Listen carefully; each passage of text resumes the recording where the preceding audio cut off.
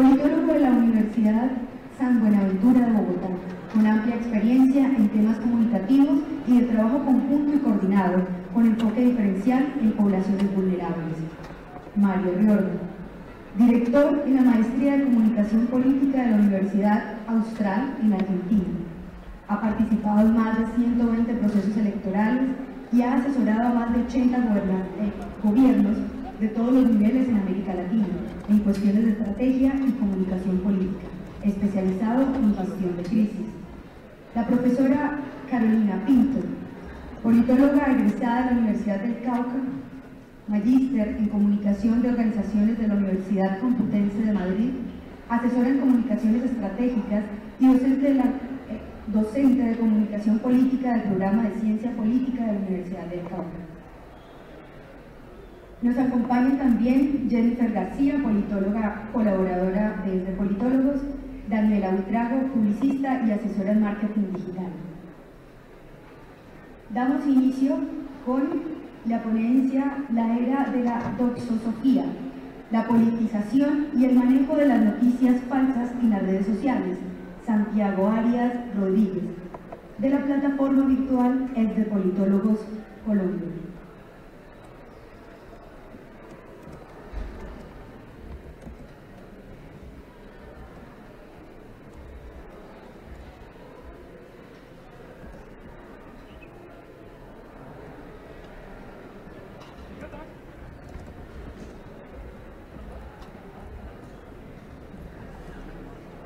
Buenas tardes a todos y todas. Antes de que Santiago haga su ponencia, vamos a hacer los comentarios de rigor de todas las ponencias que han habido a lo largo de la jornada. ¿Sí? En primera instancia, agradecer a los ponentes porque amablemente han aceptado esta invitación y gentilmente van a compartir sus conocimientos y experiencias con nosotros en un tema muy importante como lo es la comunicación política. A lo largo de la mañana, todos los ponentes, todas las personas que han hecho la presentación aquí, han resaltado el trabajo tan importante que han realizado los estudiantes del Semillero Ágora en la apertura de esta tipología de espacios para construir una disciplina desde y, por qué no, para la región. Yo sí quisiera enfatizar en un punto muy importante, y es que en la generación de ese espacio también se le haya dado apertura a la línea de comunicación política, que la verdad es muy importante que se haga en estos escenarios, principalmente en un programa como lo es el de la ciencia política. Recuerdo yo por ahí alguna cita que les era muy familiar, en la que se establecía que no necesariamente toda comunicación es política, pero sí toda la política es comunicación. ¿Sí? Entonces, bienvenidos sean todos y todas a este espacio, y hay una referencia que me permito hacer antes de darle paso a ustedes dos, y es que en algún momento de mi formación en comunicación política leí a una autora que aprecio mucho, y ella establecía que habían dos tipologías de comunicación política. Una comunicación política con mayúscula, que hace referencia a ese ámbito del conocimiento académico e investigativo, y otra comunicación política que nosotros podríamos identificar desde una perspectiva más práctica, ¿sí? En ese orden de ideas, la pregunta con la que abrimos esta mesa sería: ¿de qué vamos a hablar hoy cuando hablemos en este momento de comunicación política? Y la respuesta la va a dar Santiago y Mario con sus ponencias. Muchas gracias.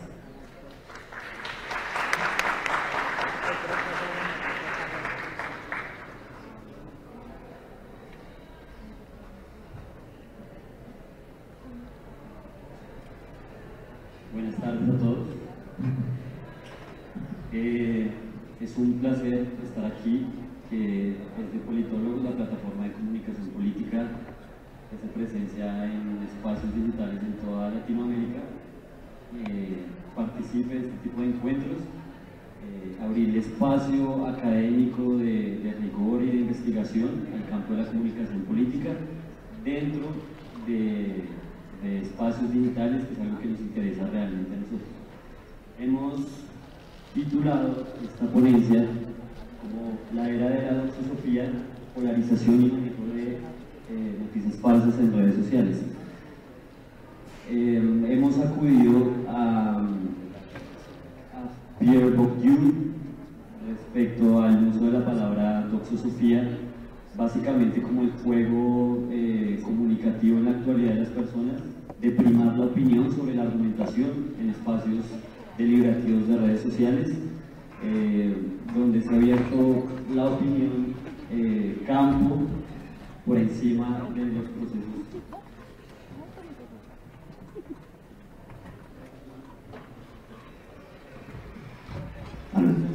Por encima de los procesos comunicativos que privilegian la argumentación y cómo este tipo de ejercicios profundizan la polarización en nuestras sociedades en Latinoamérica y cómo este hecho se manifiesta en cómo todos jugamos un papel, un rol en compartir noticias falsas, en cuál es la relación que tenemos nosotros los usuarios con la información y qué tipo de información consumimos y cómo la consumimos.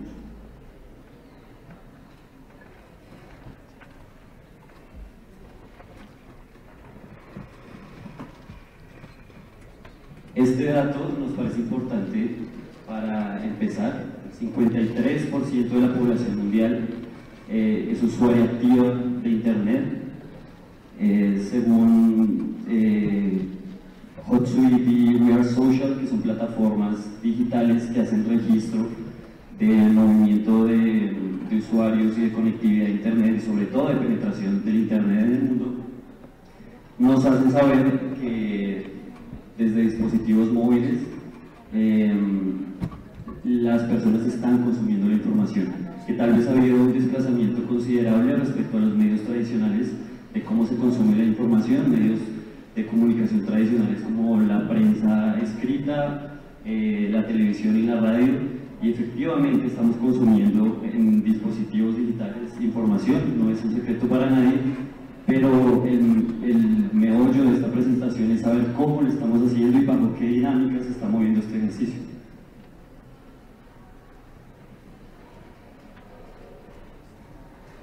Es un tema complejo, efectivamente, desde nuestra experiencia como desde politólogos, nos preocupa saber por dónde empezar. Hay varias aristas desde donde tomar,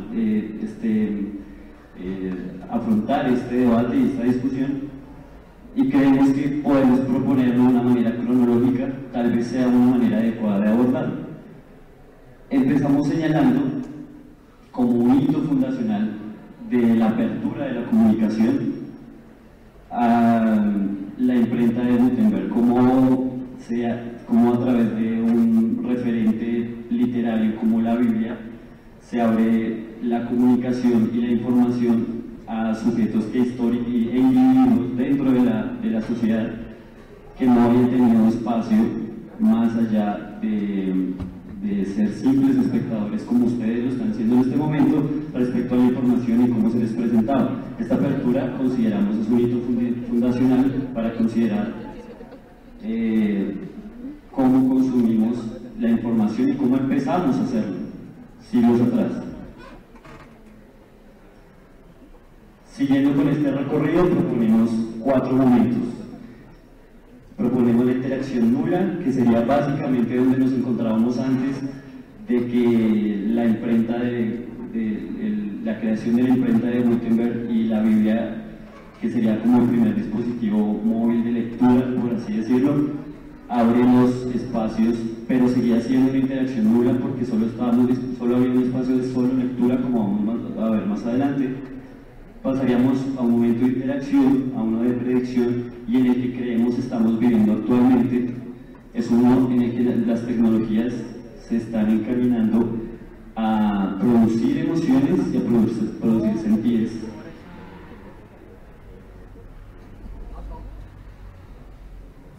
Ok, entonces, en la interacción nula podríamos considerar un primer lugar, un primer momento histórico que sería con la web 1.0.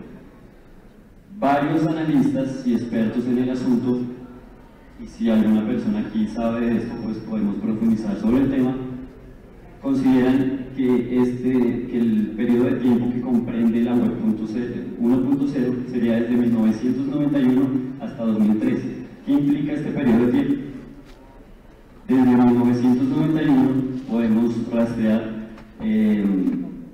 la capitulación, por decirlo así, del modelo, la implosión de la Unión Soviética y la victoria del modelo liberal y lo que ello conlleva en términos de globalización, de la ampliación de las tecnologías y del uso de las mismas. Hasta 2003, cuando se rompe ese ejercicio de solo lectura del usuario frente a la información, con la creación de redes sociales, en donde efectivamente, como vamos a ver, empezamos a interactuar con las tecnologías.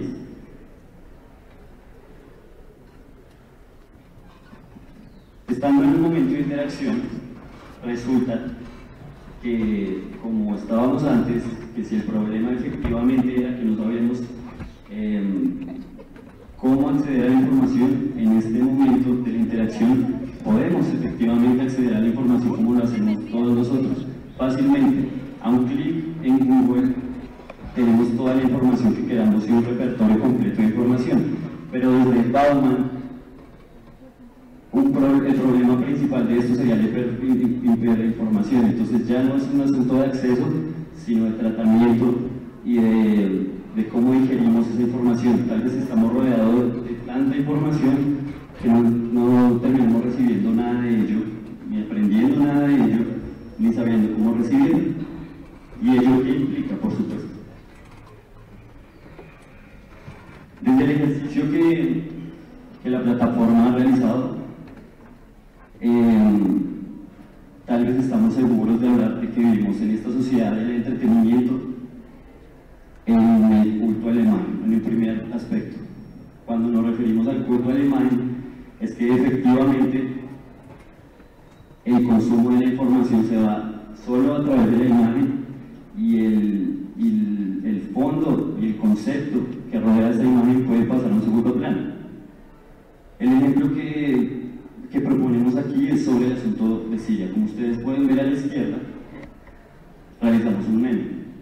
Básicamente, este meme representa a la ONU siendo la policía del mundo y Estados Unidos y Rusia, sus gobiernos, siendo totalmente contestatarios, totalmente adversos y controvertiendo las decisiones o las imposiciones de una organización, digamos, supranacional como sería la ONU, es decir, no atendiendo al llamado de seguridad y paz que propondría la ONU.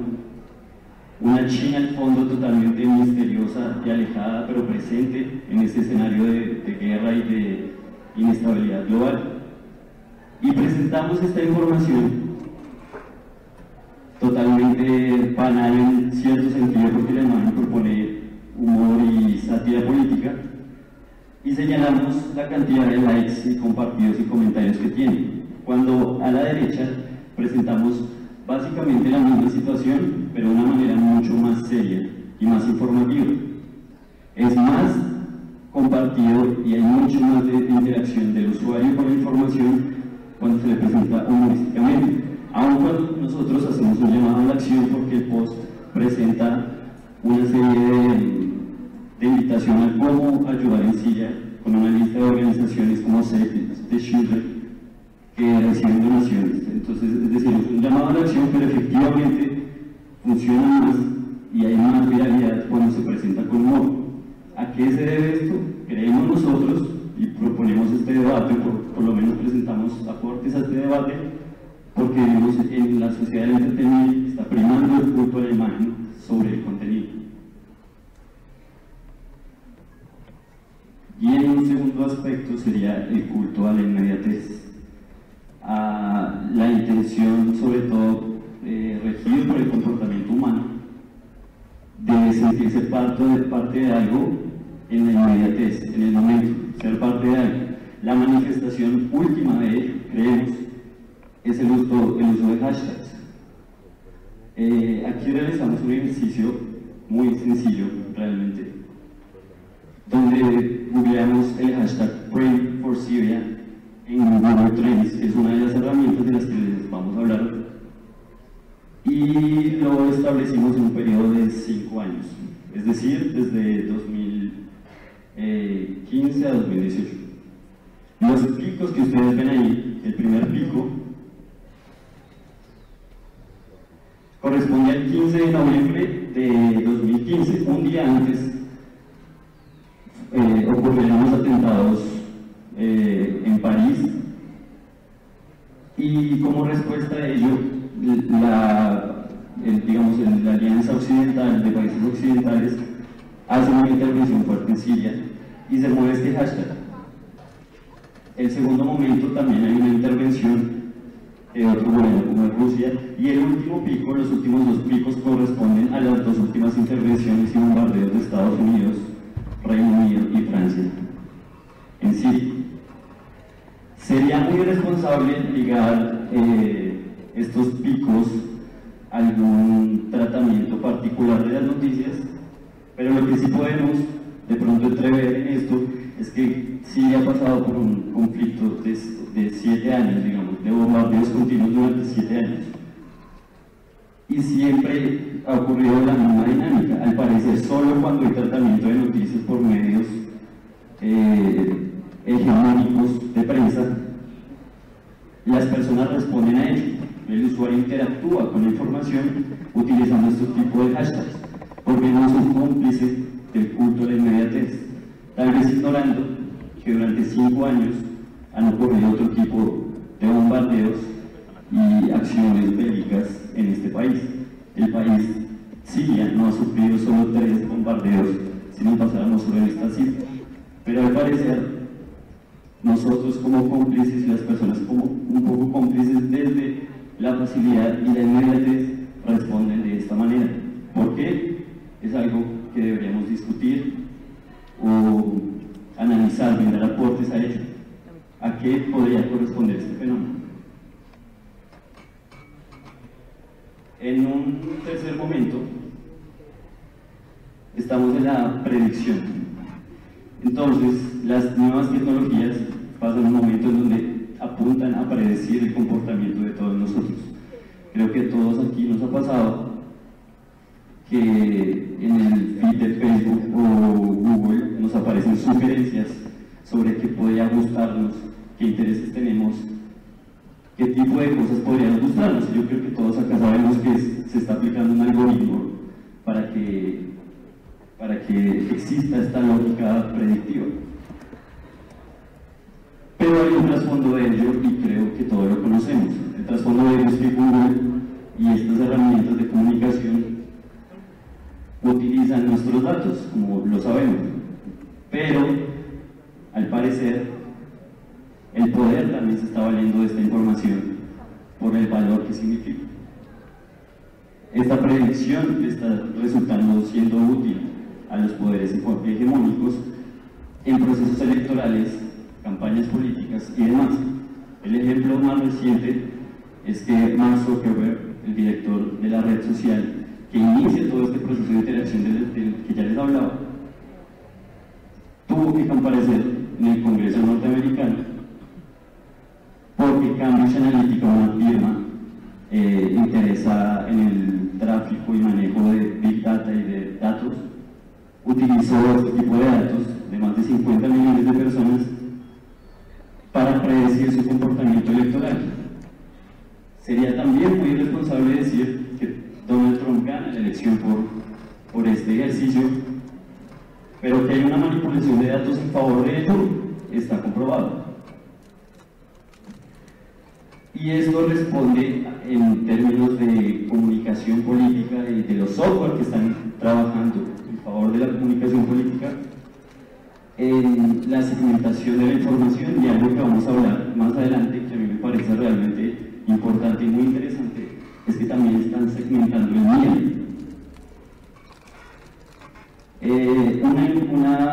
Una investigación reciente de SEMrush de este año, que es un software de tecnología también de manejo y tráfico de datos, estableció que en Europa las personas, de los temas que más buscaban es sobre inmigración, que es el primer tema sobre el que buscan en redes sociales, es lo que más les preocupa, por lo menos atendiendo a un deseo de información digital en redes sociales, y a ello le sigue el desempleo, la política, partidos políticos, educación, racismo, pobreza y corrupción.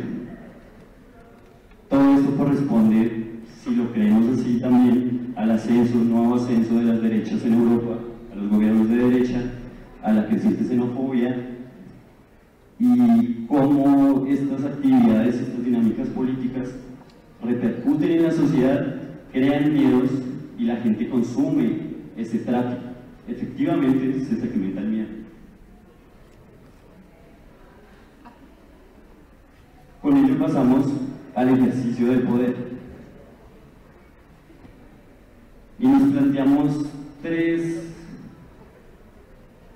lugares para atender a esta problemática. El primero es sobre la legalidad. Hubo un llamado, de hecho, por el creador de WhatsApp recientemente a cerrar Facebook, que todos cerráramos nuestro perfil de Facebook. Pero efectivamente el problema es de Facebook, o es que las leyes internacionales sobre el manejo y el tráfico de datos son laxas. Son las leyes laxas y deberíamos irnos en contra y manifestarnos en contra de esa laxitud de las leyes, o deberíamos cerrar Facebook. ¿Cuál es el enfoque que deberíamos darle a eso? ¿Cuál es el enfoque correcto que deberíamos darle a este fenómeno? El segundo momento aquí sería discutir la ética. Bueno, no tengo manera de mostrarles el video, pero ustedes pueden buscar sobre ello. Hay una herramienta de segmentación y optimización de posicionamiento online que se llama Hotjar. Básicamente lo que hace esta herramienta es que rastrea su movimiento cuando ustedes ingresan a una página web. Entonces ustedes ponen a grabar un espacio de tiempo de 5 minutos y esta plataforma registra primero los espacios de calor, básicamente donde ustedes estuvieron más buscando, y rastrea todos sus movimientos con el mouse, donde le dieron clic, qué páginas abrieron, todo este tipo de cosas. Estas herramientas sirven para mejorar y optimizar una página web. Ese es el lado bueno. El lado negativo, y me recuerda un poco a Black Mirror, si alguno de ustedes ha visto esta serie, es que efectivamente se vuelve difuso ese espacio donde la privacidad existe y nuestra individualidad existe. Parece que todo está segmentado hasta el punto que puede ser rastreado cómo nos comportamos en Internet, cuando usamos Internet.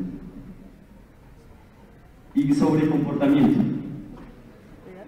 este asunto de compartir noticias falsas o cadenas falsas en WhatsApp, ¿responde efectivamente a un comportamiento nuevo, o el ser humano siempre ha tenido esa disposición, primero de pertenecer a comunidad, de ser el primero que comparta, de jugar en favor de la inmediatez? Sobre el comportamiento también podemos mencionar lo electoral y la polarización. Sobre cambios en analítica, según noticias recientes que conocimos,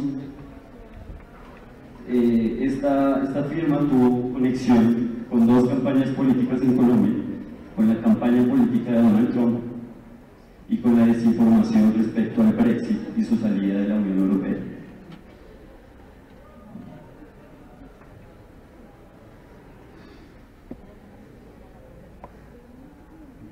Sobre lo anterior, también se me olvidó mencionar que, y creo todos lo sabemos acá, también se manipuló la información que se estaba dando sobre el proceso de paz en Colombia.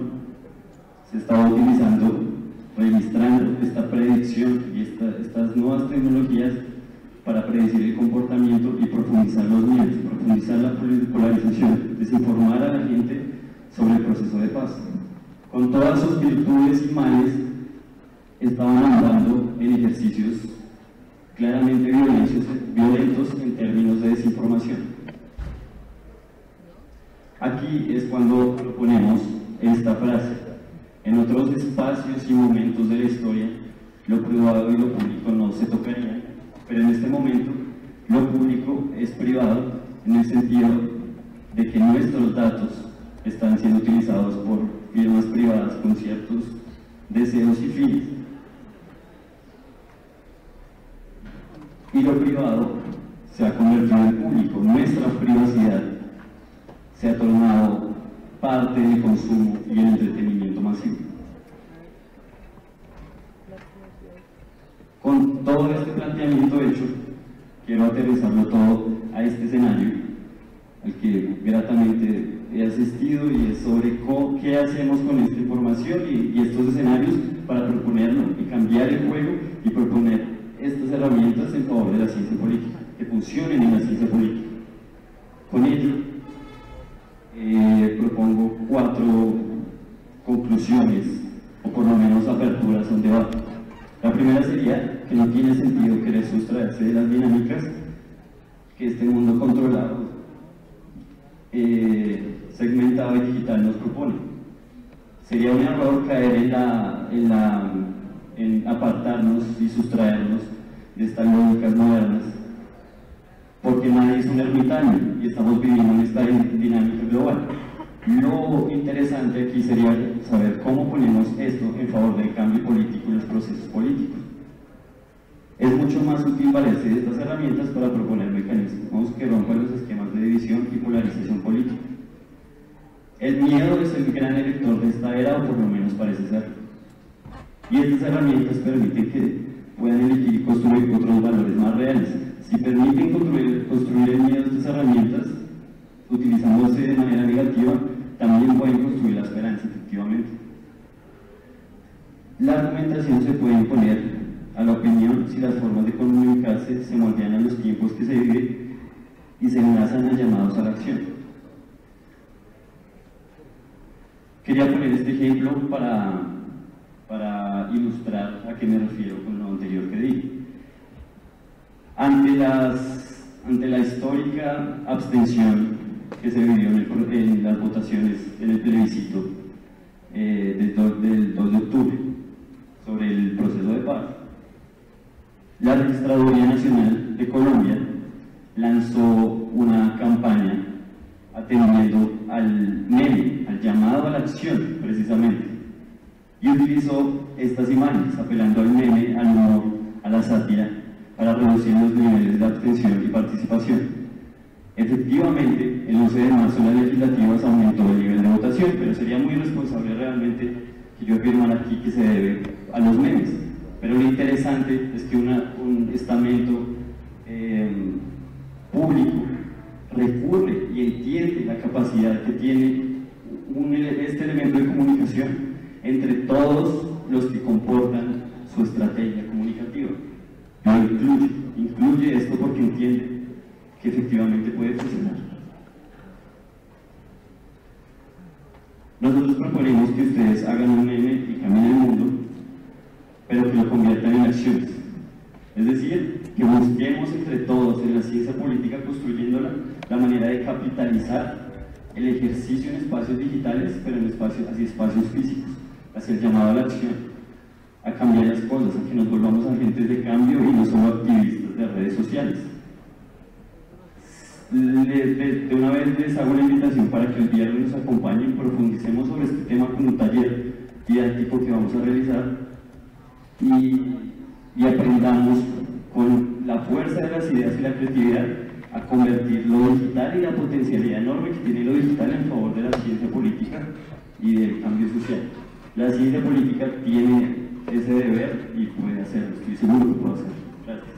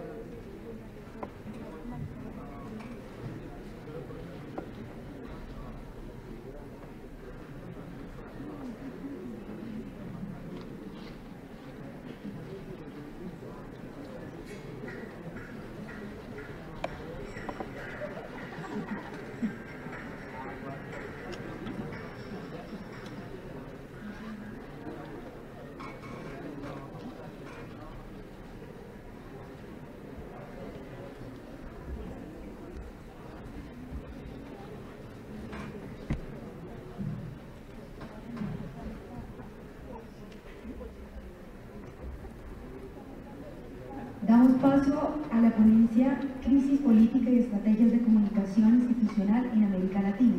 Mario Riorda, Universidad Austral de Argentina.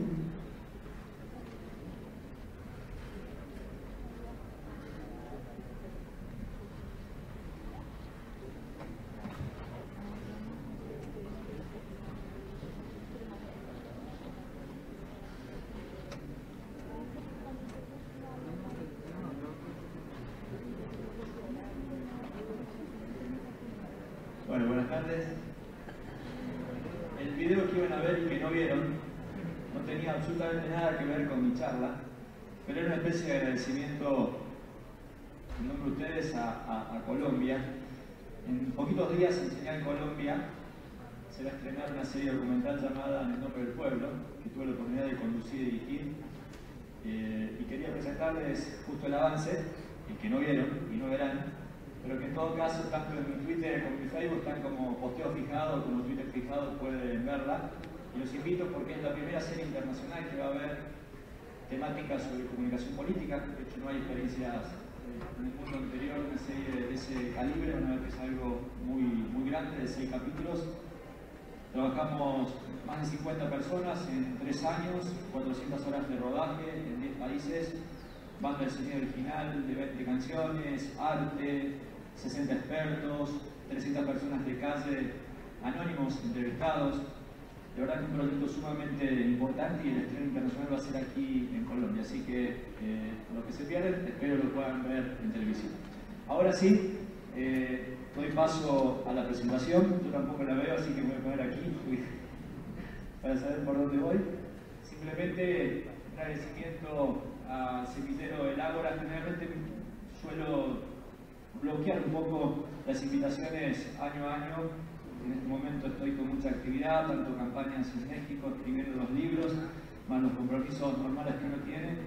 Pero de verdad que también fui estudiante y que este evento fuese organizado por estudiantes, por lo menos desde mi postura merecía un sí rotundo que tuvieron exactamente a los 5 minutos de haber recibido el mail. Así que es un orgullo y de verdad ojalá se replique este tipo de experiencias, porque si bien así viene la ciencia política, que insisto, reflejen el esfuerzo estudiantil, es todo un mérito. Arrancando con la presentación, lo que quiero hablar es de comunicación política y específicamente dentro de la comunicación política centrarme en la medida que pueda en las crisis políticas. Por lo tanto, voy a tratar de avanzar en 3 enfoques muy claros. Sí, voy a pasar muy rápido, así que si lo quieren acercar hasta la gente, bien. El primer enfoque es el de la comunicación política en la academia, ¿sí? Y en este enfoque me parece sumamente importante ubicar a la comunicación política para entender qué significa la comunicación política, especialmente en relación a la ciencia política.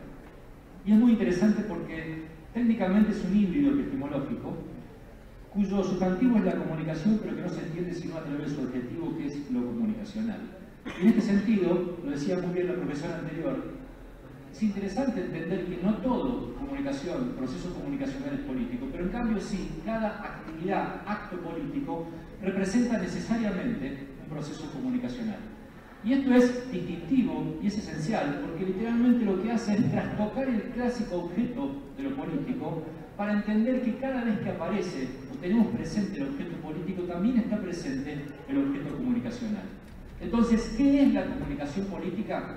Es ni más ni menos que la política expresada públicamente. Es el modo en que la política se hace pública, es el modo en que sentimos a la política, percibimos a la política. Entonces ahí está la fuerza y de alguna manera la característica estratégica que es innata o consustancial al propio objeto. ¿Por qué digo estratégica? Porque en general a la comunicación se entiende separadamente a la política, y en esta disociación compleja de entender, lo que hay es una subestimación o lo que hay es una concepción absolutamente instrumental de la política, cercano a lo publicitario, en tanto en cuanto actúa primero ex ante lo político y luego actúa ex post después lo comunicacional. Y no es así. La comunicación política forma parte del proceso total toda vez que aparece el fenómeno de lo político. Es lo político en su rostro público, en su faz pública. Entonces, desde este punto de vista, lo primero que me gustaría hacer es tratar de revertir y además, ojalá, incentivar opciones de enfoque y a la vez de comprensión de la importancia, por lo menos me quedaría con 4 comunicaciones que denomino las comunicaciones institucionales, que es la comunicación electoral, la gubernamental, la de crisis y la de riesgo.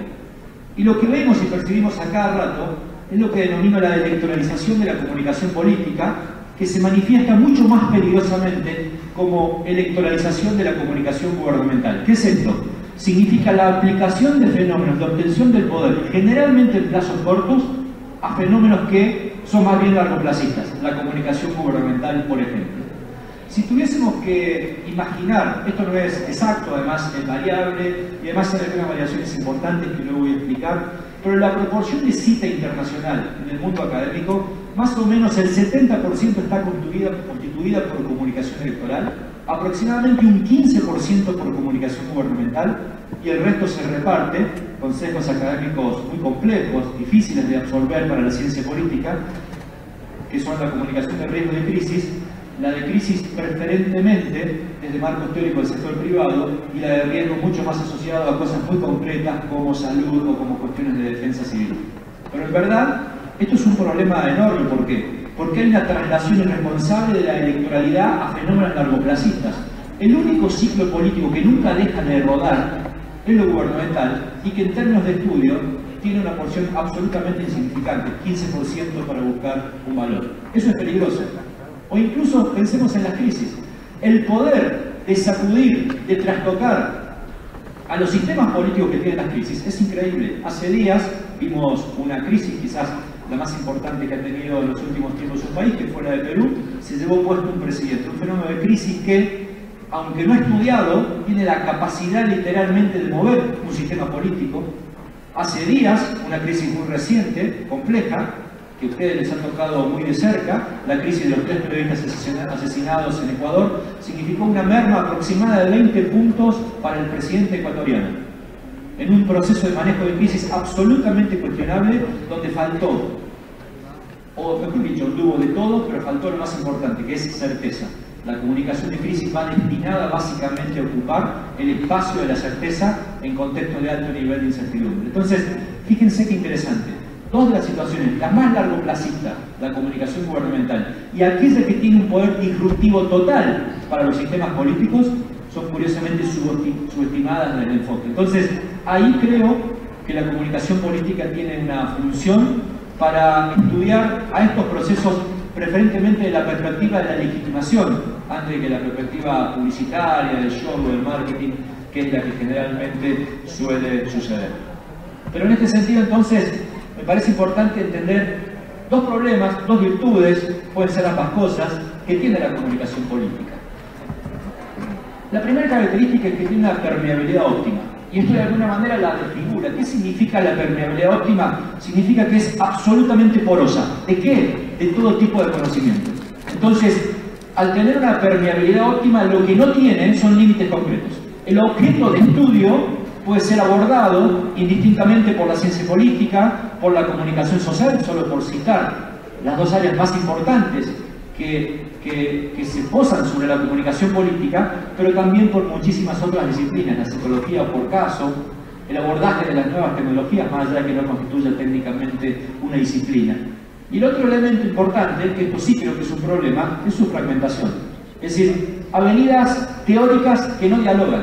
Y cuando digo que no dialogan, incluso podría ejemplificar lo que ha significado el proceso de desarrollo de la comunicación política en la región. Pongo 2 extremos que voy a contar con 2 anécdotas.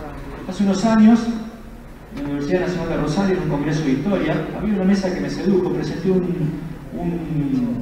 paper sobre crisis. En ese momento había pasado la crisis del 2001 en Argentina, que literalmente significó la caída de un gobierno de la Alianza, concretamente del presidente de la Rúa. Y cuando presento un paper que era literalmente algo así como ¿qué hubiera podido haber hecho la comunicación de crisis en un contexto tan complejo?, el moderador de la mesa, en un congreso eminentemente marxista, dice: excepcionalmente le voy a dar la palabra al señor Riordan en una ponencia que no corresponde a este congreso, porque esta persona viene a querer decir cómo se manejan las crisis, y nosotros, el marxismo, venimos a querer decir cómo producir las crisis, cómo gestar las crisis, preferentemente para los poderes hegemónicos. Pero más allá de que esto, que ha sido verdad, que me pasó y que de verdad quedé anodado, lo interesante es que refleja una postura extrema. ¿Cuál es la postura extrema? La teoría crítica, que es la postura que preferentemente de las universidades públicas en la región ha inundado con autores sumamente reputados gran parte de la concepción teórica, pero evidentemente con un sesgo hacia la izquierda muy explícito, muy marcado, donde la comunicación no tiene operatividad salvo para denunciar la hegemonía de los grandotes frente a los oprimidos. Más o menos esta es la concepción. Por el otro lado, en Argentina, soy los que presido la Asociación de Consultores y también en la Asociación Latinoamericana de Consultores Políticos. Tengo un WhatsApp y justo en estos días en un debate importante, una serie de artículos que había publicado, nos compartimos material. Un consultor principalísimo del gobierno de Macri en este momento dijo literal: me sorprende que dejen de criticar las ideologías cuando en realidad la tecnología, cuando en realidad los malos son los que la aplican, las tecnologías son neutras. Y esto es sumamente importante, porque esta persona se define como actuante del marketing político, porque es la contracara que se desarrolló preferentemente en universidades privadas bajo el influjo o la influencia de las relaciones públicas, con el intento de desideologizar la actuación de la comunicación política en lo que más o menos sintéticamente entendemos como marketing político. En uno hay una dimensión ideológica sumamente explícita que tiene sin operatividad el estudio de la comunicación, en el otro es pura instrumentalidad sin sesgo ideológico, entre comillas, preferentemente desde las relaciones públicas. Pero en el medio queda un campo gigante, que es el campo por donde, por suerte, la ciencia política está avanzando, y a mi entender, con pasos sumamente interesantes. Cuando digo sumamente interesantes, habría que entender lo que significa de alguna manera el contexto donde la comunicación política actúa. Voy a citar una dupla de autores, Lammer y Kavanagh, autores que han desarrollado algo así como 3 eras, ¿no?, de la comunicación política. La primera es la comunicación política subordinada fuertemente a las instituciones. ¿Qué nos dice más o menos esta era, 30 años atrás, pero que parcialmente sigue vigente en la región? Nos dice que el poder, el sumum del poder, se daba siempre en la perspectiva institucional. Es decir, el poder estaba adentro de la institución. Yo, llegando a la cima de una presidencia, era la cima del poder. Yo, llegando a la cima de un partido político, era la cima del poder eventual en esa contienda o en ese espacio político. Lo que nos dice básicamente es que aquel que representase técnicamente a las instituciones tenía un poder, una influencia sumamente mayor por sobre el resto. Es decir, la relación entre comunicación política y efectividad y entre instituciones era sumamente directa. Y además, quien tenía recursos para invertir, las chances de incidir eran sumamente mayores. Una segunda instancia, una instancia que arranca avanzado en los 80, que se plasma literalmente en los 90, en donde el electorado deja de ser los electorados fijos, estáticos, empiezan a movilizarse, sobre todo en clave de protesta, donde hay una dependencia sumamente importante de los medios de comunicación, preferentemente en ese momento de la televisión. En Alemania se había acuñado una frase sumamente interesante que es la colonización de la política por parte de los medios. ¿Qué significaba? Significaba que la política era reactiva, actuaba con repentinización frente a reglas de juego impuestas por el sistema de medios. Es decir, no desaparecía, pero el estilo, la estética del poder estaba dominada básicamente por el sistema de medios. Y una tercera era, que es la era que hoy vemos, es una era sin centro o con múltiples centros, es una era donde hay mucho más profesionalismo, donde hay una diversificación desde todo punto de vista, especialmente en la cantidad de medios y de plataformas, y donde además, en esta ausencia de centralidad, mi voz es importante, pero actúan muchos elementos que en su momento se definieron como subpolítico, que es la inserción de lo internacional en las agendas locales, pero también la nueva concepción de lo subpolítico, que es la inserción de los movimientos o el movimentismo, también de abajo hacia arriba en las agendas locales. Daría la sensación que estamos mucho más cerca de esto, pero la particularidad de América Latina es que en realidad hay una convivencia de las 3 eras que no han terminado de desaparecer ni la 1 ni la 2, ¿sí? Entonces, en este contexto es en donde nos movemos desde el punto de vista de entender a la comunicación política en la academia.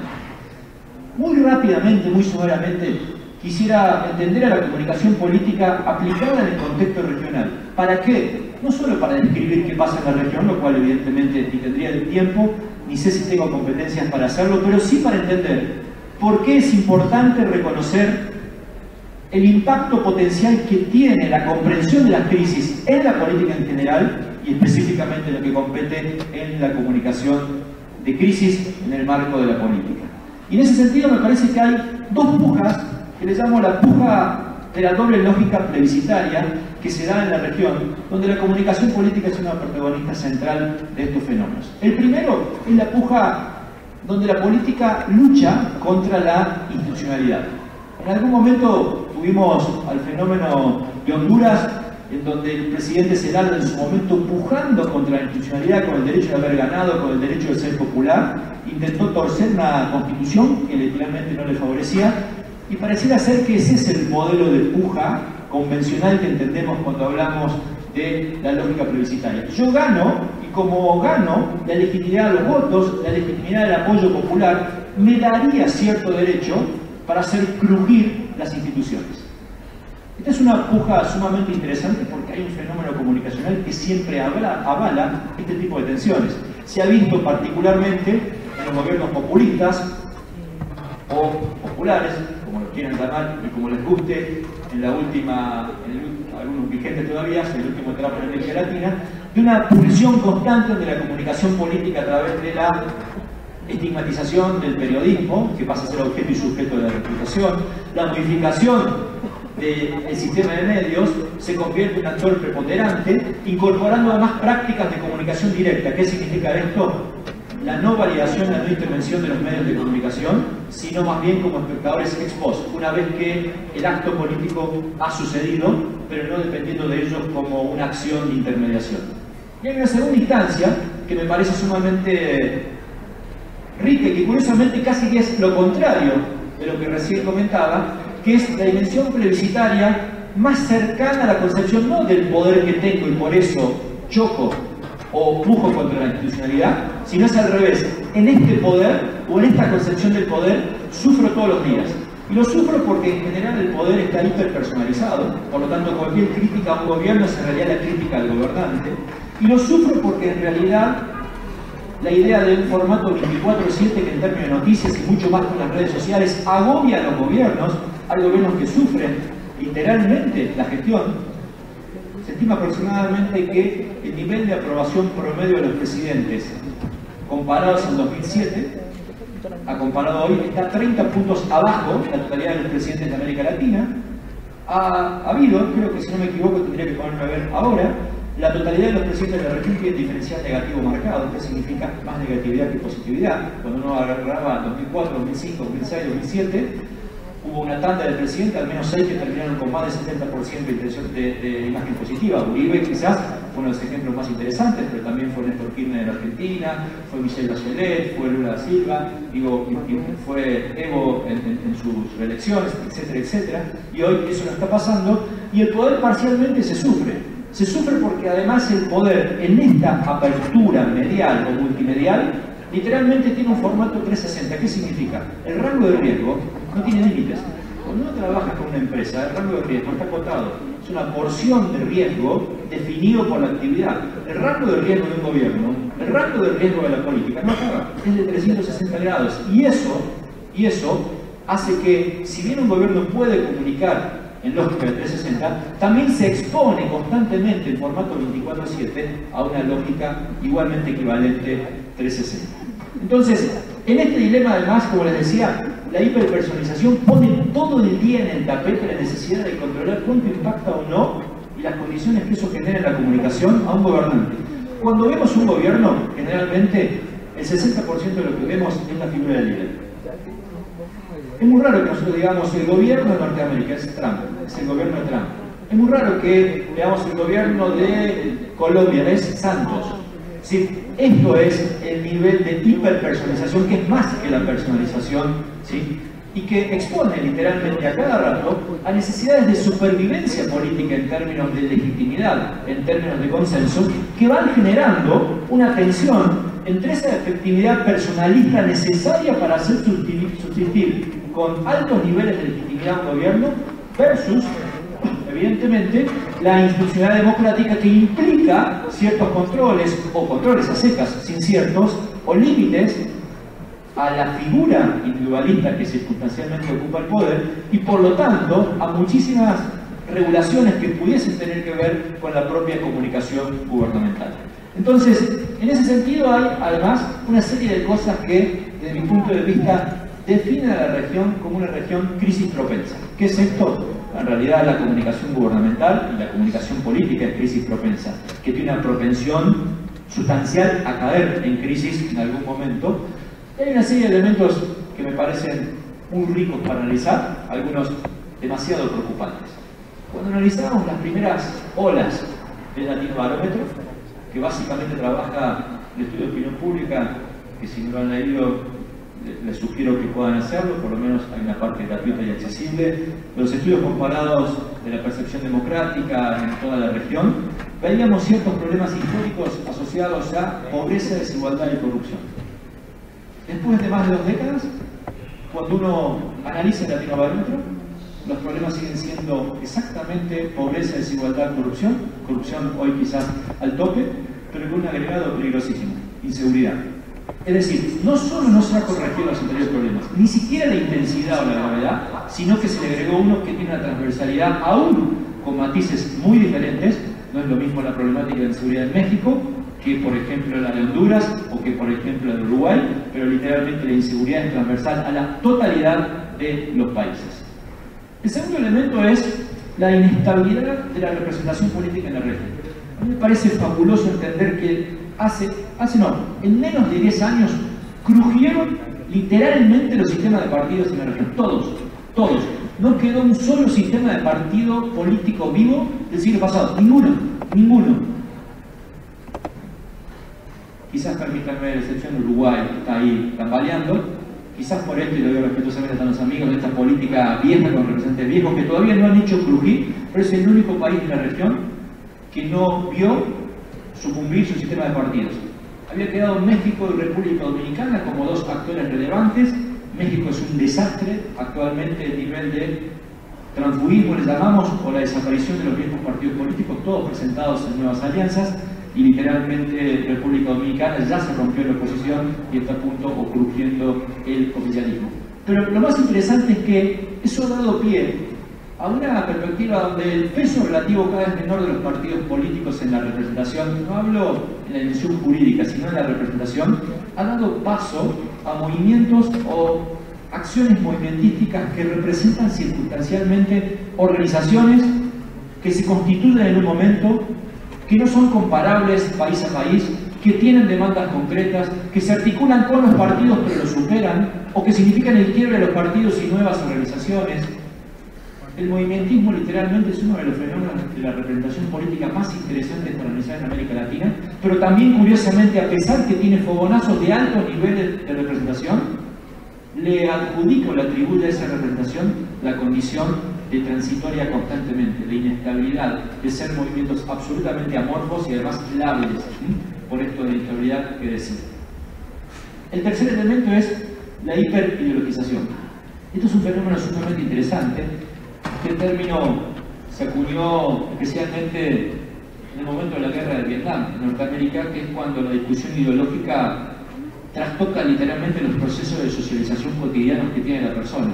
Esta idea, que en algún momento se usó en una campaña electoral muy chiquitita de Nueva Calidad, recuerdo en Colombia, de un eslogan aquí en Colombia era para que podamos hablar en la mesa familiar los domingos. Eso es una locura, así de loco, pero tiene que ver con la representación gráfica de los procesos de hiperideologización, cuando la ideología forma parte de una discusión absolutamente violenta y antagónica en todos los procesos cotidianos que sufre o que vive una persona. Y esta hiperideologización además da pie a fenómenos de conflicto controlado. ¿Qué es el conflicto controlado?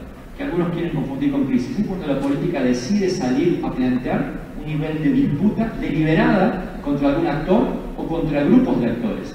Entonces, generalmente lo que produce cuando se maneja bien el conflicto controlado es estabilidad de las preferencias. Yo no crezco mi voto, pero no bajo. La oposición radicaliza su postura, pero no penetra mi voto duro. Esta idea del conflicto controlado lo que genera es una especie de status quo, en términos de Murray y Edelman, en donde no se mueve esa radicalización, pero la intensidad y la diferenciación cada día es mayor. En Argentina le hemos puesto un nombre para denominar este proceso que se denomina vulgarmente la grieta. En realidad, esto es lo que produce los procesos controlados, grietas, la ausencia de diálogo, la ausencia de posturas medias, y que evidentemente va adjudicándole al sistema político la ausencia de diálogo y una posibilidad cada día de interacción interpolítica mucho más radicalizada. Y el último elemento es el freno del crecimiento económico, por lo menos comparado con el ciclo expansivo de la primera década del nuevo siglo. Estas características evidentemente le otorgan a la región cierto núcleo de estabilidad, más muchísimas otras, ¿sí? Y en este sentido, además, hay una mutación en términos de estética de la comunicación que denomina la popularización. ¿Qué significa la popularización? Significa la idea o el rompimiento, hoy lo charlamos en la mesa con unos colegas citando a Mujica, a la idea protocolar de la comunicación política, en donde se aproxima mucho más a una dimensión simplista, popular, de base, no populista, no tiene nada que ver. De hecho, un actor de distintos actores, no necesariamente de izquierda, ni nacionalistas, pueden utilizar, o de hecho utilizan este tipo de acciones de lo popular, y la ciencia política está dando respuestas a la comprensión de estos fenómenos, por ejemplo, a través del estudio y abordaje de las estrategias de proximidad.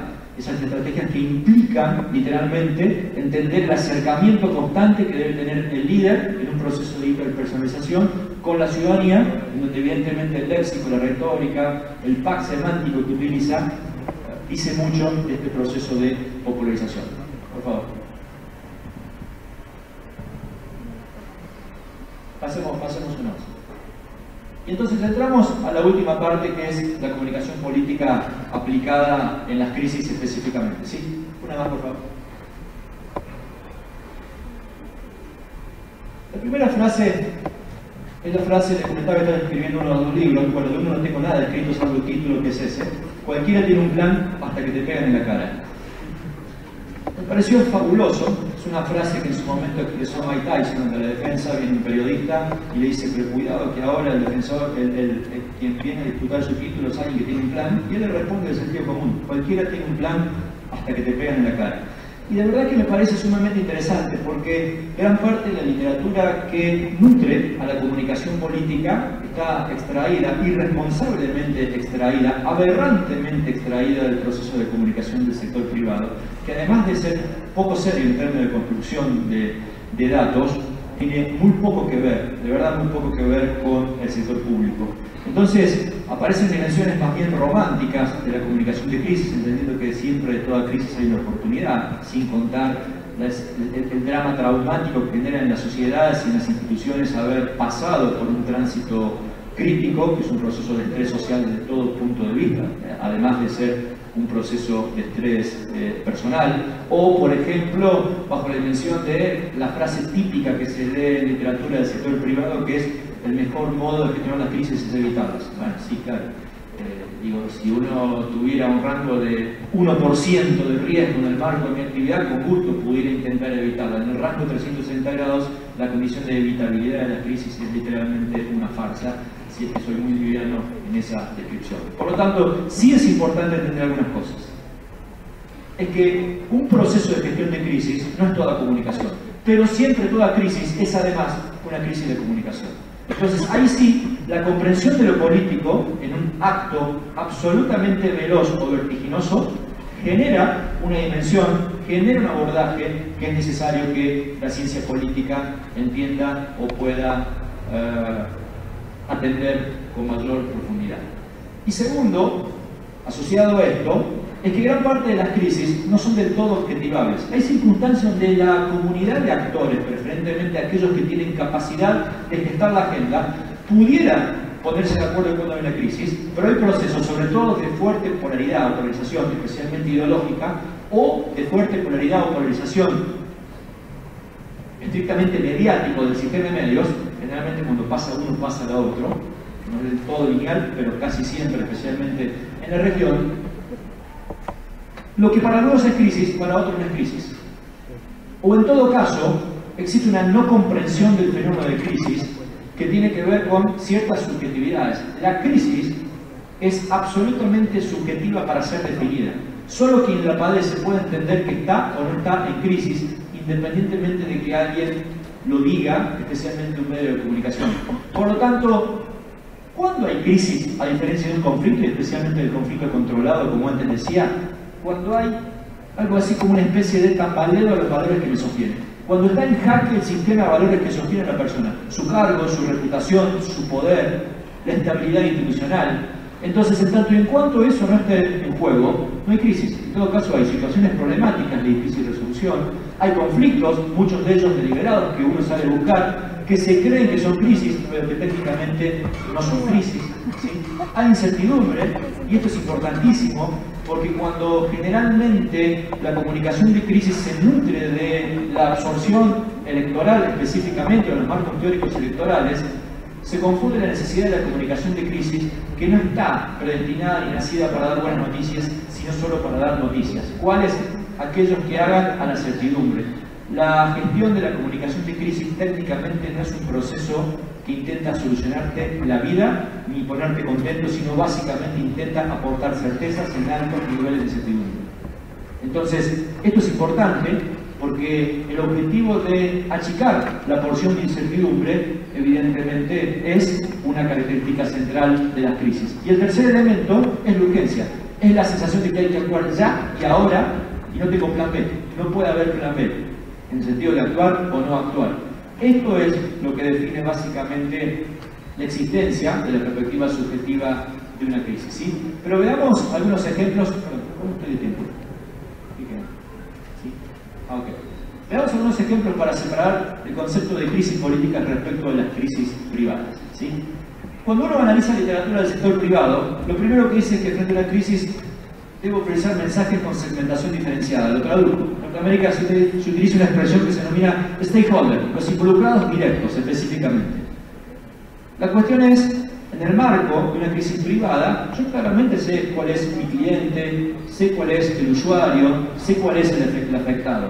En el marco de una crisis política, independientemente de que existiesen afectados, suponiendo por ejemplo que es una crisis asociada a fenómenos naturales, el stakeholder no es solo el involucrado directo, sino cualquier persona que pueda hablar. Y lo más peligroso, lo más preocupante, es que estos que tienen capacidad de hablar, ni siquiera hace falta que sean ciudadanos. Puede ser alguien externo que opine y que evidentemente tenga capacidad de incidir en situaciones críticas. En el freno, por ejemplo, lo que se llamaba el PAC, el Programa de Aceleramiento del Crecimiento, que llevó adelante Lula para la generación de grandes represas o infraestructura, preferentemente de corte energético, los hablantes que pusieron en jaque literalmente a eso fueron actores de Hollywood. Actores de Hollywood que venían a pararse a hacer un video a Brasil, ni siquiera tenían la condición de ciudadanos. Por lo tanto, la complejidad de la comunicación de crisis implica entender inicialmente que el stakeholder es literalmente un actor que desconozco, pero que nunca es, a pesar de que lo es, nunca es exclusivamente aquel afectado directamente. Y esto suponiendo que hablamos de determinadas características de crisis, pero por lo menos de las 10 características de crisis, hay algunas, como por ejemplo los escándalos derivados de transacciones ilegales financieras, corrupción, derivados de actos sexuales, el que más le gusta, el que más se consume, y derivados de infiltraciones tecnológicas, de abusos de poder. En ninguno de estos hay afectados, o por lo menos hay afectados concretos a los cuales uno deba atender. El afectado es quien padece la crisis, y podríamos ser afectados institucionales derivados de esa escandalización, pero no hay nadie a quien atender como involucrado directo.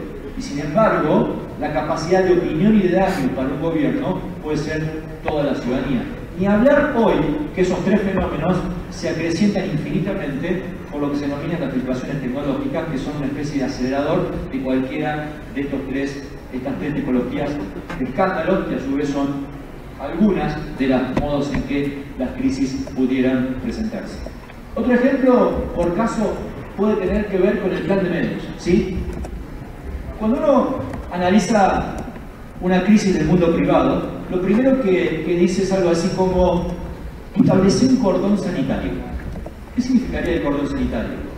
No mezclar los territorios, tratar de que la crisis no se expanda fuera de mi núcleo, y la pregunta es, ¿quién le pone el freno a las redes sociales hoy? Imposible. Desde todo punto de vista imposible, no hay margen alguno para el viejo establecimiento de la concepción del cordón sanitario. Pero además, puede darse que las crisis se den en países que tengan alto nivel de polarización ideológica. Entonces, ¿qué no sería recomendable en las crisis privadas? Que si a mí me castiga el diario A, yo salga a responderle por el diario B. ¿Por qué? Porque expando a gente que no ha sido parte de la cobertura del escándalo inicial. Pero en procesos fuertemente ideologizados, si a mí me castiga el diario A, mi respuesta al diario B lo que hace es fidelizar la porción de gente que consume B y que no consume A, y por lo tanto se manifiesta la partición de aguas y por lo tanto se sobredimensiona la idea del conflicto controlado. Fíjense, dos ejemplos chiquitos pero potentes en su aplicabilidad para entender que la comunicación de crisis no tiene un carajo que ver con la comunicación del mundo privado. Paso más... Este es otro ejemplo importante, ¿no? Lo primero, a ver, la palabra más asociada a la gestión de crisis en el mundo privado es la idea del vocero, la vocería, ¿sí? Lo primero que buscan, hay que buscar un vocero, claro. Si yo soy un vocero de Cambridge Analytics, o si soy un vocero de IBM, nadie importa quién habla. Cualquiera que habla representa la institucionalidad empresarial o sectorial o lo que fuere. En el marco de un gobierno, a medida que más grave sea la crisis, el único vocero, la única vocera autorizada es la autoridad. Entonces, esto también evidentemente implica ciertos niveles de limitación que tiene en cuenta, y además a eso hay que sumarle los procesos de hiperpersonalización que antes decía, que en la crisis evidentemente son muy superiores o mucho más grandes. Ya para ir terminando, entonces quisiera dejarles dos o tres ejemplos muy chiquitos pero muy rápidos para entender qué significa no entender a la comunicación de crisis en la actividad, en la política, incluso con un ejemplo muy actual, una serie de ejemplos muy actuales y muy chiquitos. Hace unos días sucedió una crisis en Argentina muy lamentable, donde 44 personas fallecieron en un submarino. Hasta el día de hoy no he encontrado, y fue una crisis importante, no para el gobierno presidencial, sino para la institución, la Armada, ¿sí? Entonces, el elemento que quiero mostrarles ahora, a modo de tips, muy liviano, muy rápido, es pensar que no solo la crisis política tiene su especificidad, sino que además la irrupción de la tecnología le ha dado complejidades increíblemente insospechadas hace muy poquito tiempo a la gestión de crisis, incluyendo la gestión de crisis política, ¿sí? Lo primero es el contrato de habla o reciprocidad. ¿Qué es esto? Cuando sucede una crisis, el primer hecho que se recomienda en la política es asumir una dimensión excepcional, asumir el hecho atípico que literalmente origina la crisis sin estar obligado a dar explicaciones. De hecho, si una crisis es incertidumbre, lo que yo no voy a tener en ese momento son explicaciones. Pero sí tengo el deber de asumir una dimensión atípica, generalmente traumática o generalmente de gran escala. Y dentro de la segunda condición, la primera condición operativa tras esa asunción, es establecer lo que se denomina el contrato de habla o reciprocidad.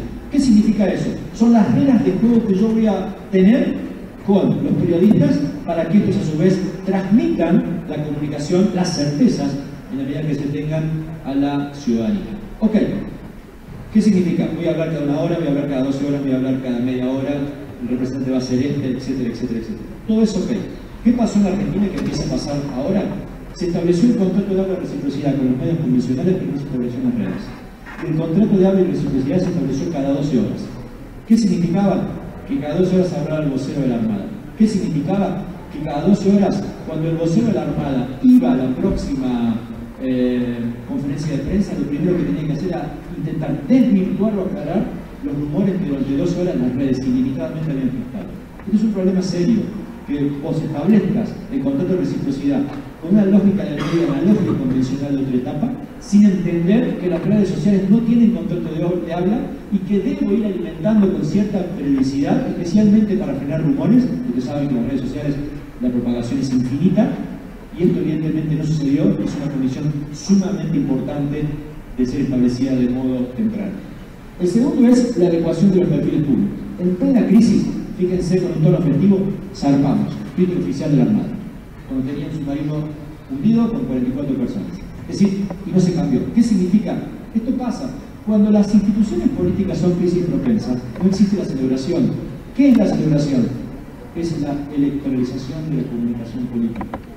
Son procesos absolutamente distintos. Por eso hay que entender que si la política es una institución crisis propensa, debo estar preparado bajo esa lógica y debo intentar eliminar en la medida que pueda todo elemento que pueda generar susceptibilidad en una situación de crisis potencial. ¿Tiene en este caso un organismo militar propensión a la crisis total? Al 101%. ¿Sí? El tercer elemento es, bueno, pasemos.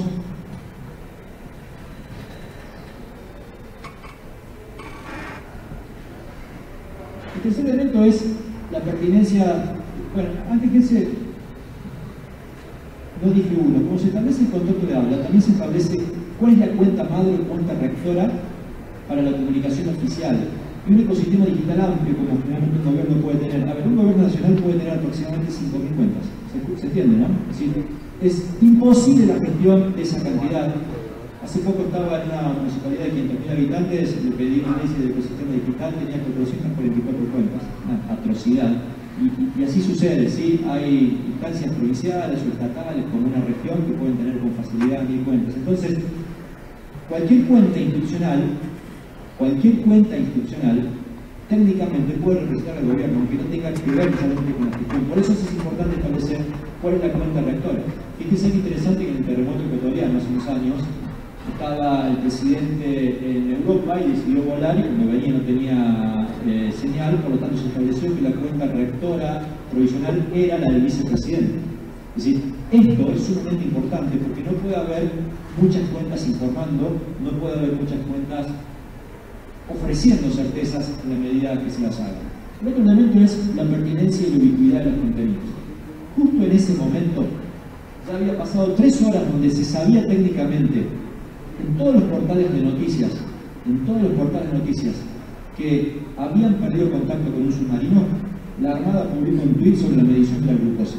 Digo, ¿por qué? Porque el programa, como si nada fuera, te va diciendo en las redes no va a pasar nada, en las redes estamos presentes. Bueno, cuando se habla de convergencia, significa entender que las redes sociales, en el marco de una exigencia de convergencia, literalmente tienen un peso igual o más importante, especialmente en situaciones de crisis, que los medios convencionales. Esto fue el trending topic nacional, evidentemente objeto de burla, de preocupación, y después recién de 3 horas, 4 más 1 más 3, a las 7 horas, publicó un tuit donde dice que se había perdido enlace con el submarino San Juan. Es una locura. O, esto es un caso interesante, el gobernador de Veracruz. Veracruz es el único estado donde medianamente ha bajado la violencia en México, que ha subido prácticamente 7 veces la tasa de criminalidad, y el día que se publica, ¿sí? Está bien, coincide con su cumpleaños, pero el día que se publica la estadística del aumento de 7 veces, publicó el que dice: hoy cumplí 65 años, lo celebré corriendo 7,5 kilómetros con sus hijos. Digo, hay una dimensión que literalmente se vuelve escandalizante, o mejor dicho, en los escándalos se denomina escándalo de segundo orden, que es cuando no solo hay un escándalo que origina una crisis, sino que la respuesta comunicacional del escándalo se vuelve más escandalizante todavía que el escándalo original. Esto evidentemente genera lo que se denomina un escándalo de segundo orden. Adelante.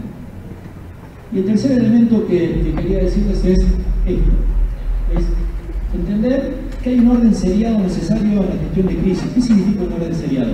Que la circulación, para que la redundancia, circula sin fecha.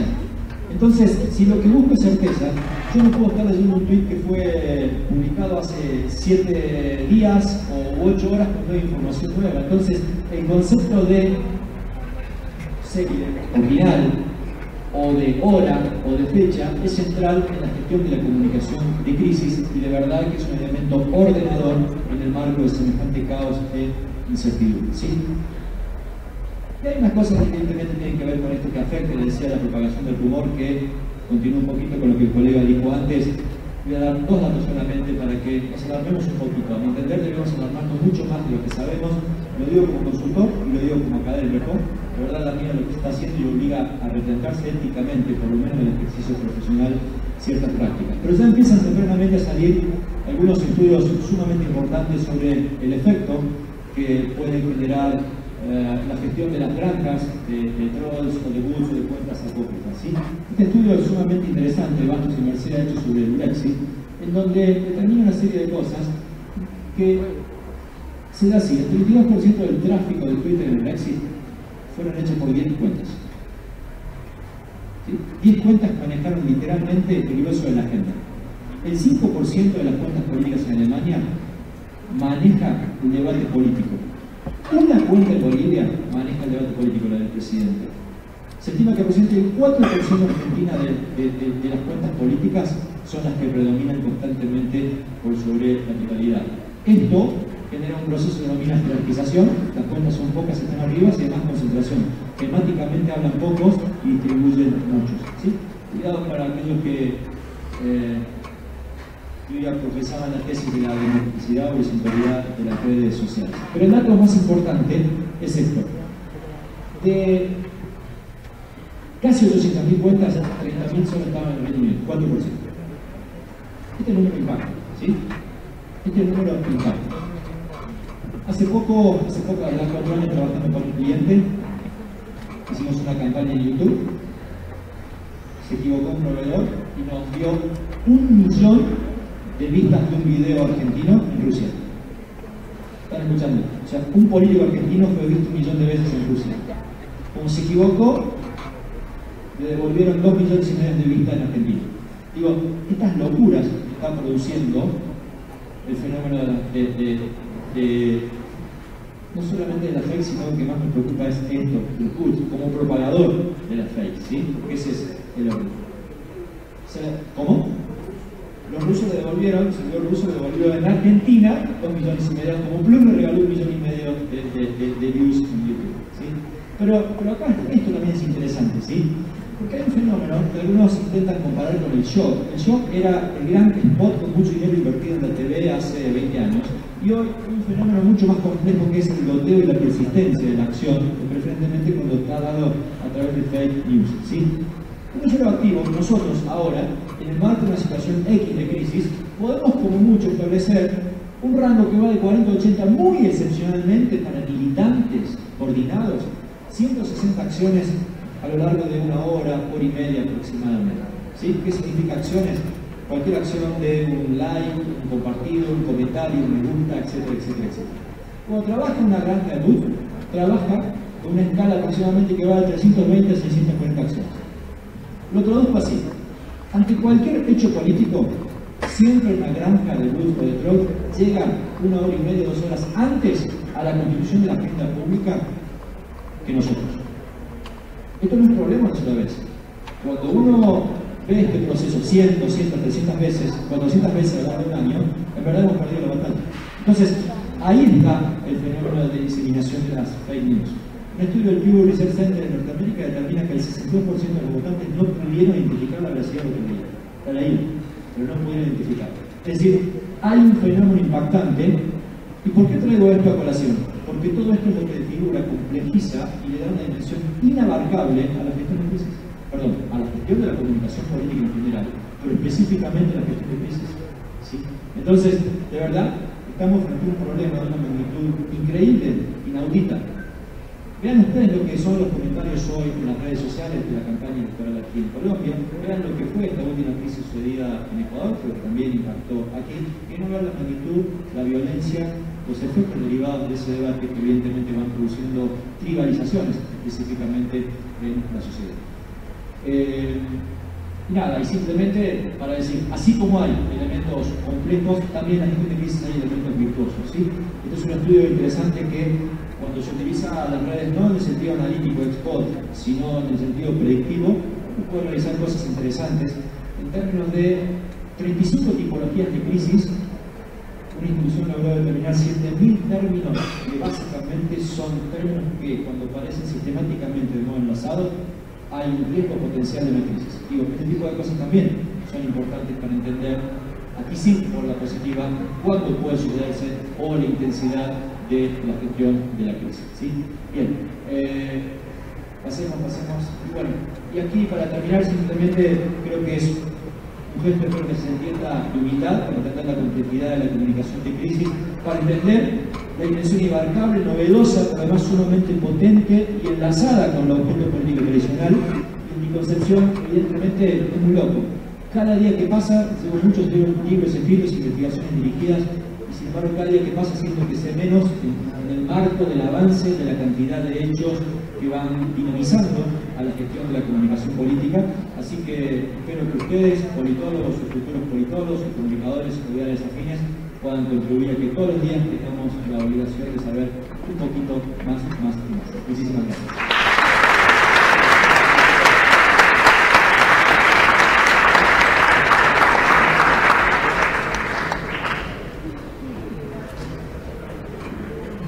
Me dicen que se puede ver el video ahora, estaría buenísimo.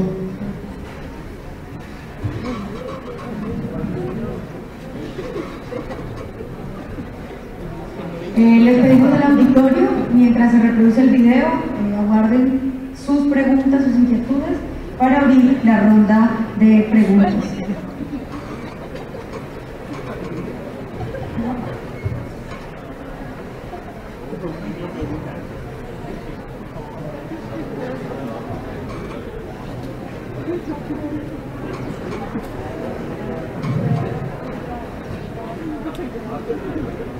Algo antes de que se retiren, por favor, del auditorio, tener en cuenta las listas de asistencia y que afuera van a estar todavía las chicas de inscripción. Por favor, no se les olvide.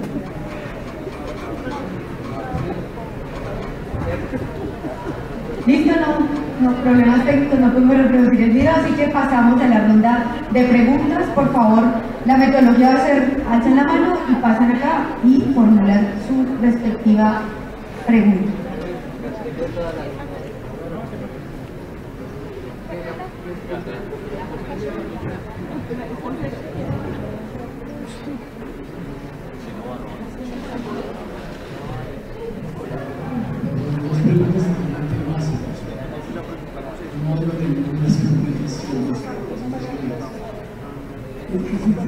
Como ustedes acaban de entender, es que ya la concepción política no importa.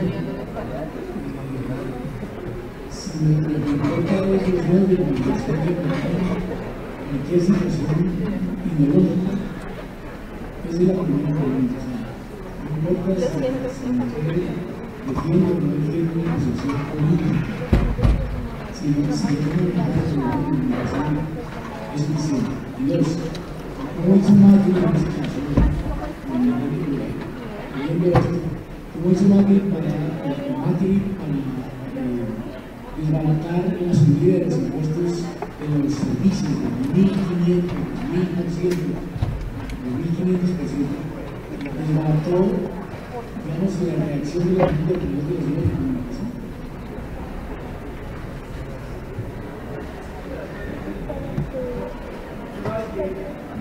¿Tú has sufrido el ascenso, digamos, la triplicación de los costos de los servicios en Argentina? Entonces, si aquí es una 1.500% en el agua, aquí se hace un lío. El tipo lo hizo, desbarató eso a través de los medios de comunicación.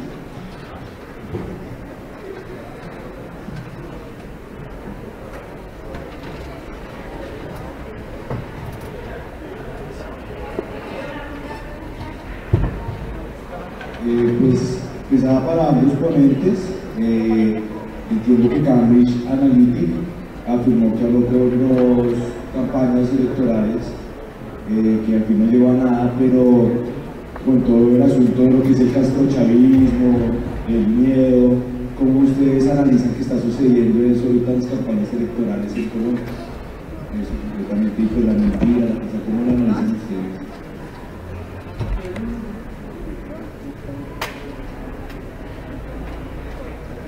Buenas tardes, gracias por estar aquí.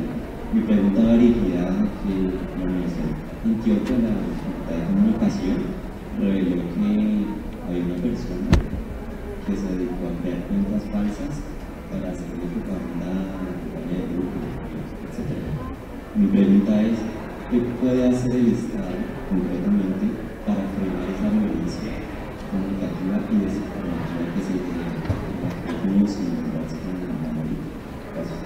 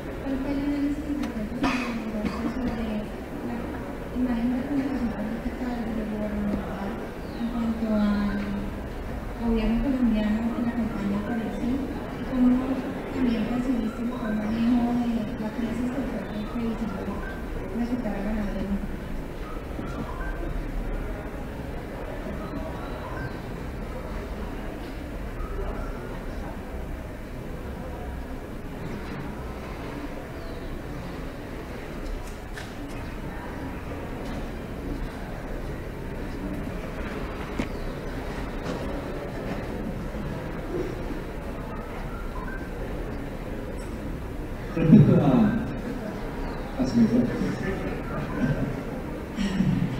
Bueno, vale para todos. La primera pregunta que me hacía el señor era sobre si en definitiva importa solo los medios. Yo creo que los ecosistemas políticos no son solo los medios, importan los medios, por supuesto, siempre han importado, son actores políticos, siempre lo han sido, pero también hay intereses que suman a los medios, que no son solo de los medios, y en ese sentido estos intereses muchas veces tienen un componente ideológico, algunas veces explícito, otras veces no explícito y otras veces pragmáticos, no ideológicos, ¿sí? Digo esto porque creo que hay muchos que pregonan, especialmente del mundo de la consultoría, también del sentido común, la ausencia de las ideologías. Desde mi punto de vista, digo, hay que analizar más bien los efectos de las políticas para entender si la ausencia de la ideología, sino necesariamente la declamación de la política por sí. Es imposible porque la ideología en el mundo, digo, en una literatura vastísima que puede dar fe de esto, es inherente al propio discurso político. Hace unos años publiqué un estudio, que es un análisis de contenido de 38 campañas presidenciales en América Latina. Me llevó 2 años concluir un equipo de 20 personas para estudiar el peso o la existencia del factor ideológico, por ejemplo, en las campañas electorales, y el resultado es bastante claro y contundente.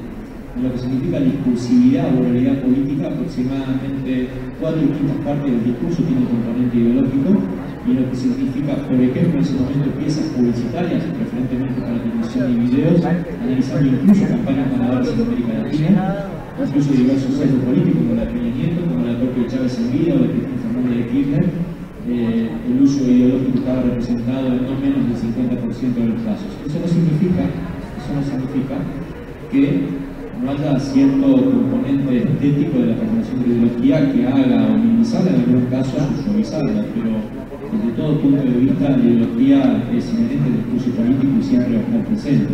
De hecho, lo que vemos nosotros, aumentados además con niveles absolutamente peligrosos de estigmatizaciones y de prejuicios en las redes, preferentemente por redes o por roots o por fakes, es algo así, no como la inexistencia del discurso ideológico, sino como la profundización o la radicalización a niveles inimaginables del discurso ideológico, ¿sí? Daba la sensación que ciertos prejuicios eran políticamente incorrectos en algún modo, por ejemplo los que llevaba adelante Donald Trump, pero sin embargo lo que pudimos ver es que estaban simplemente dormidos y lo que era políticamente incorrecto, especialmente en las redes, se manifestó de una manera espectacular. Se estima aproximadamente que el votante de derecha norteamericano ha compartido 5 veces más contenidos que el votante de izquierda. Entonces, evidentemente sí el peso o la potencialidad que tiene un medio hace a la eficacia, pero también hay dimensiones ideológicas que claramente explican muchísimo este contenido, más allá del factor tecnológico o los gráficos que sabemos presentar, que son muy interesantes, pero no excluían nunca, para ser sintético, a la dimensión ideológica de la discursividad y siquiera del uso mediado o a través de medios.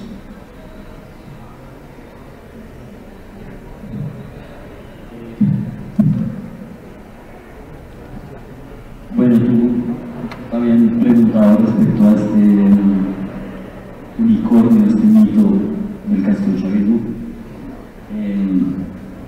Y efectivamente es un concepto que opera en el sentido de la segmentación del miedo, ¿verdad? Yo creo que en este sentido, y mi llamado al finalizar mi ponencia, es que efectivamente un poco jugando con teorizando un poco con la obra de Manuel Castells o Charles Tilly respecto a la importancia de ampliar el repertorio de la manifestación.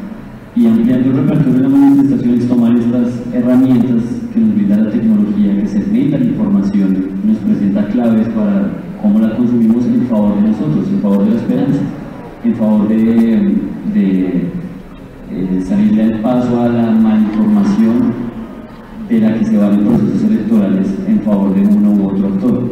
Entonces, en primer lugar, creo yo que es un voz a voz, porque no todo espacio, por supuesto, es digital, pero empieza por un voz a voz y contar a las personas en un ejercicio continuo y cotidiano sobre por qué este concepto es mentiroso, informándose bien y trasladando a esos espacios digitales, que los dos trabajen psíquicamente, ¿verdad?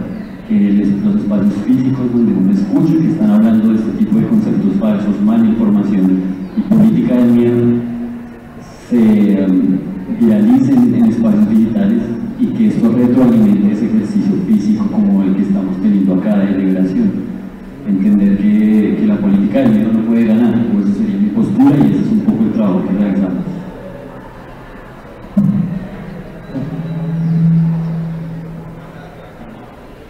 Respecto a la pregunta sobre qué se podría hacer, que tiene que ver con la regulación o no, la verdad que es un tema complejo, sobre todo porque hay empresas que literalmente en el marco de su expansión internacional no tienen territorio. Entonces, la cuestión de legalizar o no ciertas prácticas es verdaderamente difícil.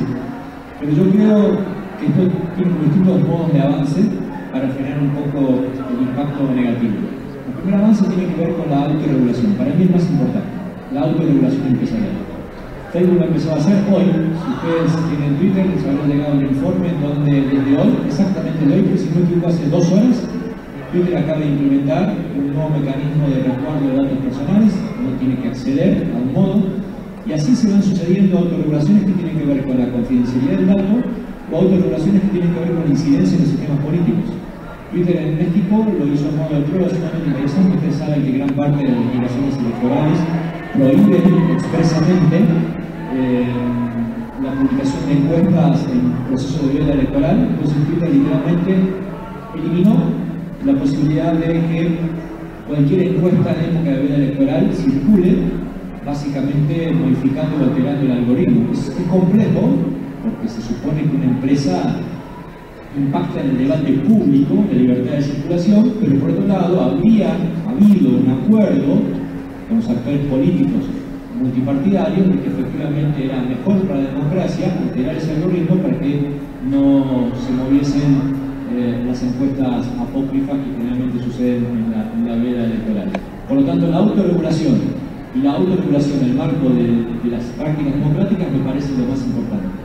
Lo segundo es pensar en metas legales que tengan que ver con el habeas data. El habeas data, que es la posibilidad de saber qué se hace con los datos, y me parece que esto es mucho más sencillo para los gobiernos. El problema es que un gobierno quiere atarse las manos, pero me parece que, especialmente tras escándalos que se van sucediendo lamentablemente poco a poco, aquí sí las crisis son parteras de reformas, pero me parece que hay oportunidad de ir avanzando en el mecanismo de limitación del uso privado de las personas, porque no es que no se puede usar. De hecho, yo he avanzado en ciertas prácticas de comunicación gubernamental, que generalmente lo que más trabajo, pero hay una posibilidad de los gobiernos conformándose con lógicas predictivas sumamente interesante que implica, a través del uso de mi dato personal enriquecido, dar muchísimos servicios y que el gobierno deje de tener una concepción evidentemente publicitaria para pasar a tener una concepción de servicio, de prestación de servicio a través de un acto comunicacional, o al revés, un acto comunicacional que implique un servicio. Para eso necesita base de datos.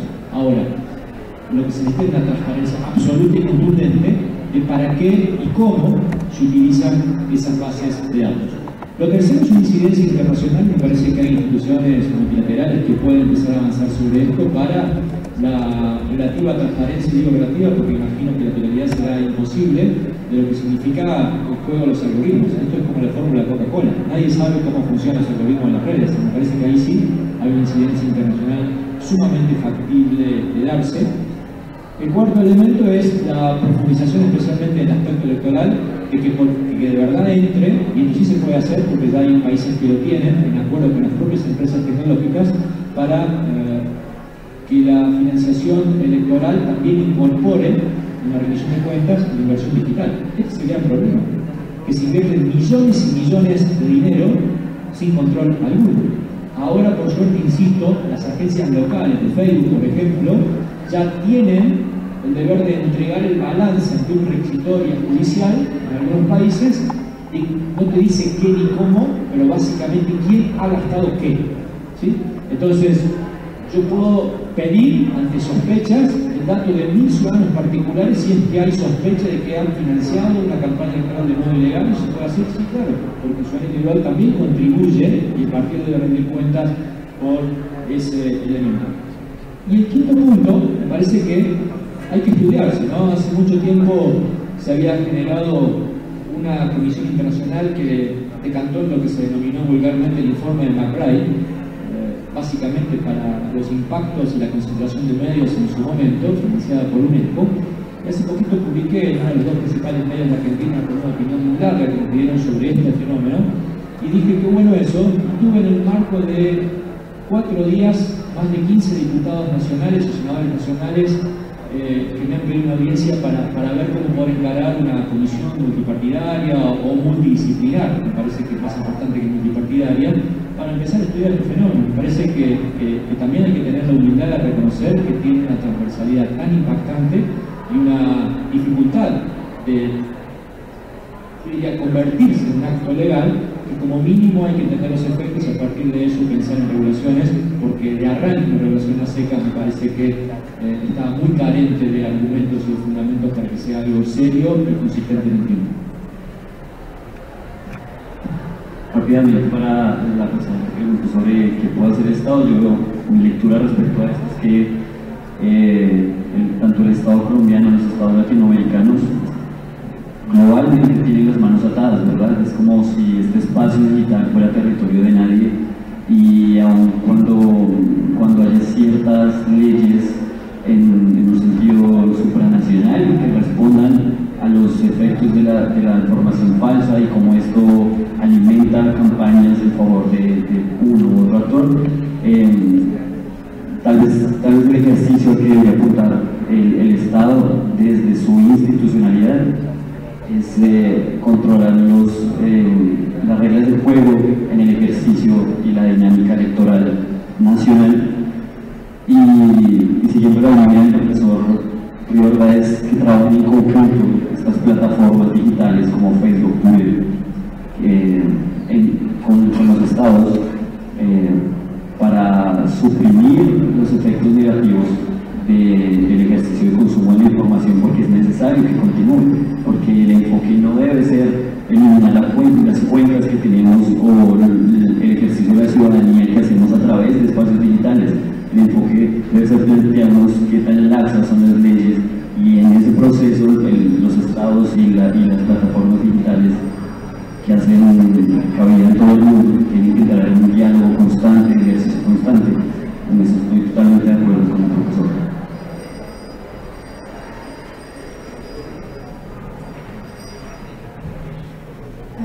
Bueno, los veo un poco cansados, así que mi intervención va a ser una pequeña reflexión para que puedan descansar. Agradecer las ponencias de Mario y de Santiago, y yo sé que mis estudiantes van a decir otra vez la profe con lo mismo.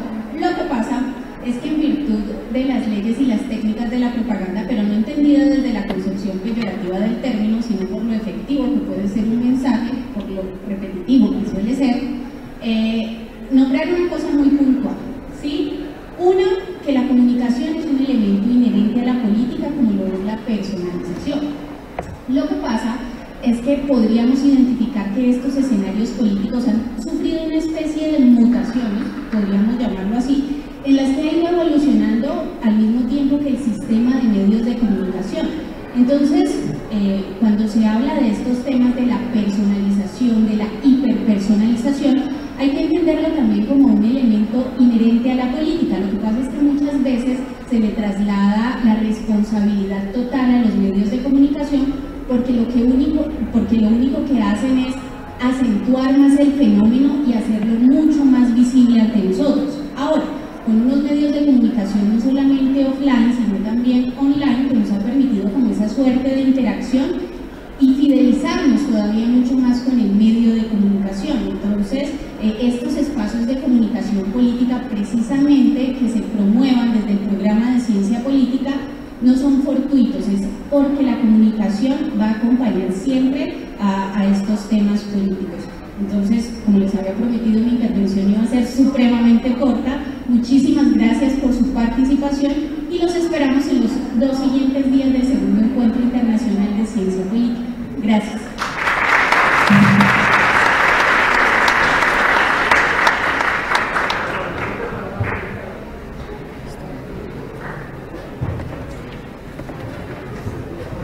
Nos esperamos el día de mañana a las 8 con la mesa de gobierno, gestión local y estatal, políticas públicas y descentralización, y a las 2 ponencias centrales de teoría política y partidos y sistemas políticos.